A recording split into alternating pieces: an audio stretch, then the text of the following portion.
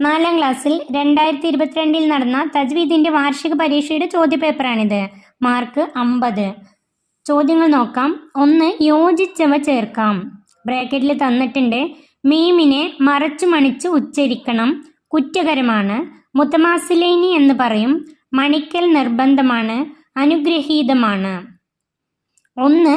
നിയമങ്ങൾ പാലിക്കാതെയുള്ള ഖുർആൻ പാരായണം ഡാഷ്. നിയമങ്ങൾ പാലിക്കാതെയുള്ള ഖുർആൻ പാരായണം കുറ്റകരമാണ്. 2. ഖുർആൻ ഓതുന്ന സ്ഥലം ഡാഷ്. അനുഗ്രഹീതമാണ്. ഖുർആൻ ഓതുന്ന സ്ഥലം അനുഗ്രഹീതമാണ്. 3. സുക്കൂനുള്ള മീമിന്റെ ശേഷം ബാ വന്നാൽ ഡാഷ്.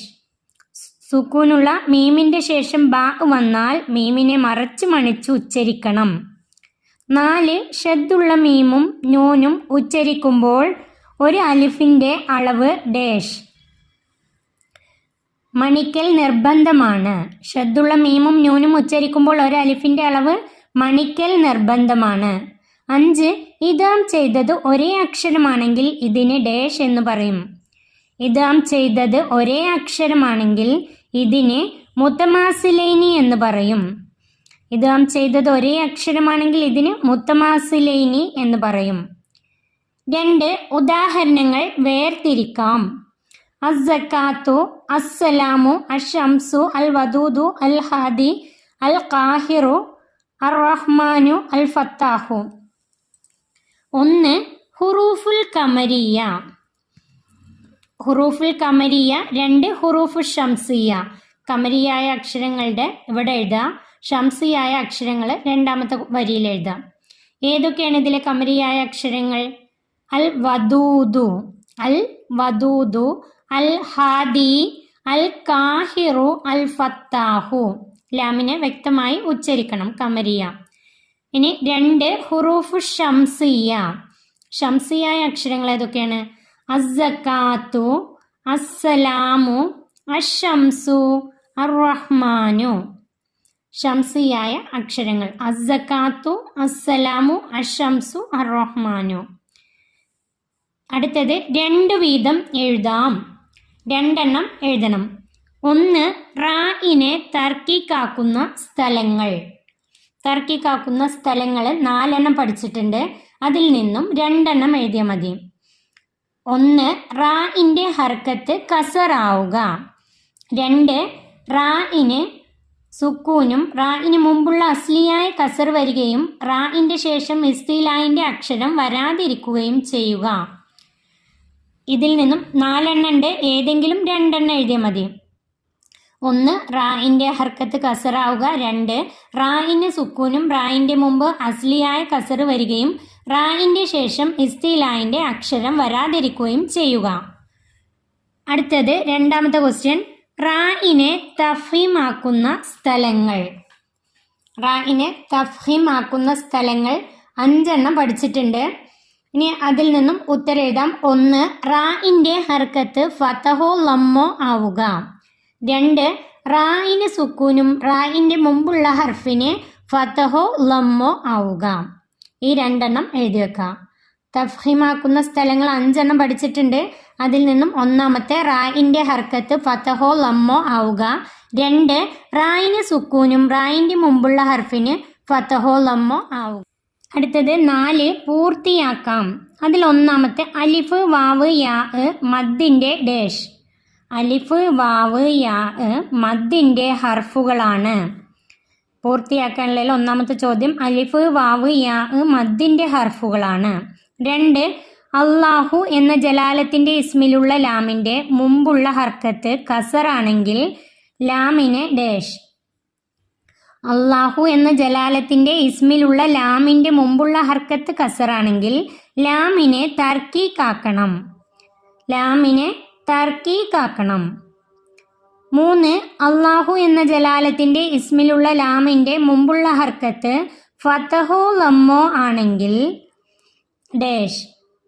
അല്ലാഹു എന്ന ജലാലത്തിന്റെ ഇസ്മിലുള്ള ലാമിന്റെ മുമ്പുള്ള ഹർക്കത്ത് ഫതഹോ ലമ്മോ ആണെങ്കിൽ തഫ്ഹീമാക്കണം.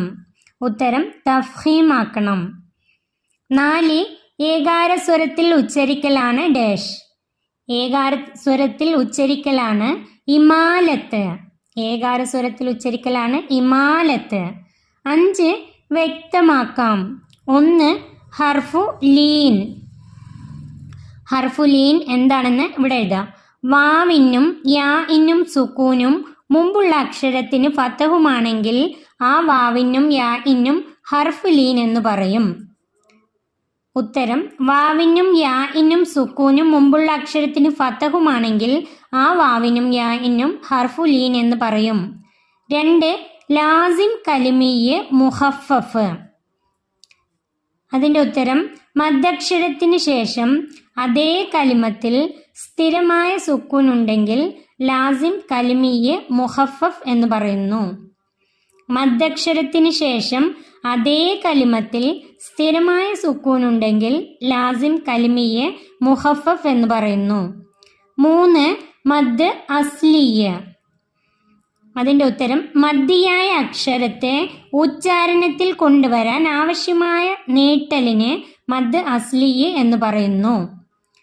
മദ്ദിയായ അക്ഷരത്തെ ഉച്ചാരണത്തിൽ കൊണ്ടുവരാൻ ആവശ്യമായ നീട്ടലിന് മദ് അസ്ലിയ്യ് എന്ന് പറയുന്നു. 4 മദ് ഫർഇയ്യ്. അതിൻ്റെ ഉത്തരം മദ്ദിയായ അക്ഷരത്തിന് ശേഷം ഹംസയോ സുക്കൂനോ വന്നാൽ കൂടുതൽ നീട്ടണം. ഇതിന് മദ് ഫർഇയ്യ് എന്ന് പറയുന്നു. മദ്ദിയായ അക്ഷരത്തിനു ശേഷം ഹംസയോ സുക്കൂനോ വന്നാൽ കൂടുതൽ നീട്ടണം. ഇതിന് മദ് ഫർഇയ്യ് എന്ന് പറയുന്നു. അടുത്തത് ഉത്തരം എഴുതാം. 1 മുത്തസിലായ മദ്ദിനെ എത്ര ഹർക്കത്ത് വരെ നീട്ടാം?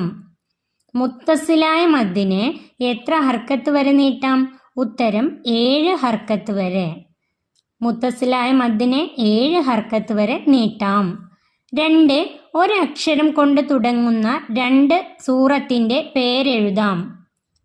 ഉത്തരം നൂൻ, സ്വാദ്, കാഫ്. 2 എണ്ണം എഴുതിയാൽ മതി. ഇതിൽ നിന്ന് ഏതെങ്കിലും 2 എണ്ണം പഠിച്ചു വെക്കാം. ഒരക്ഷരം കൊണ്ട് തുടങ്ങുന്ന സൂറത്തിൻ്റെ പേര് 2 എണ്ണം പഠിച്ചു വെക്കാം. 3 റാഇൻ്റെ മഖ്റജ് ഏതാണ്? ഉത്തരം നാവിൻ്റെ തലയുടെ മുതുകും മേലെ മുൻപല്ലിൻ്റെ ഊനും. റാഇൻ്റെ മഖ്റജ് നാവിൻ്റെ തലയുടെ മുതുകും മേലെ മുൻപല്ലിൻ്റെ ഊനും. 4ാം ക്ലാസ്സിലെ തജ്വീദിൻ്റെ ഈ ചോദ്യപേപ്പർ ഇവിടെ അവസാനിക്കുന്നു. ഓരോ പാഠഭാഗത്തു നിന്നും ചോദ്യങ്ങൾ എങ്ങനെയാണ് വന്നത് എന്ന് മനസ്സിലാക്കാൻ ഈ ചോദ്യപേപ്പർ നിങ്ങൾക്ക് ഉപകാരപ്പെടും. 4ാം ക്ലാസ്സിലെ കുട്ടികൾക്ക് വീഡിയോ ഉപകാരപ്പെട്ടാൽ സബ്സ്ക്രൈബ് ചെയ്യാനും ലൈക്ക് ചെയ്യാനും മറക്കല്ലേ.